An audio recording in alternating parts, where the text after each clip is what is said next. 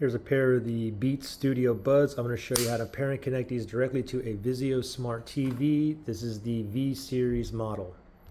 First thing is we want to go to the settings on our Vizio TV. So you can navigate, go to the home screen, and then you can navigate to the left pane here. You can go all the way down to settings, or if you have a settings button, gear icon on your remote, just select that.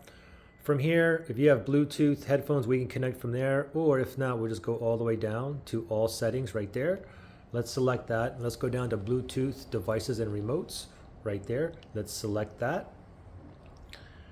And now we're going to go down one to headphones right there.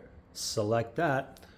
Now I see that little spinny thing under more available devices. It's searching for devices that's in pairing mode near me. So let's go ahead and grab our buds here. The buds are in here. Let me open this up. If you get a white blinking light here, then that would indicate it's in pairing mode, all right? I don't get a white blinking light here though.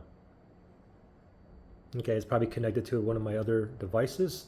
Let me go ahead, there's a button on top of here. I'm gonna press and hold for about 5 seconds. Just wait till it starts blinking white now. I'm holding it, okay. Now it's blinking white. Okay, now let's look over here. That thing is still spinning, so it's still searching, but it's not on here. Let me just go down to more available devices then. And what do you know? Beats Studio Buds right there. Let's go ahead and select that. Okay, it said the buds are connected.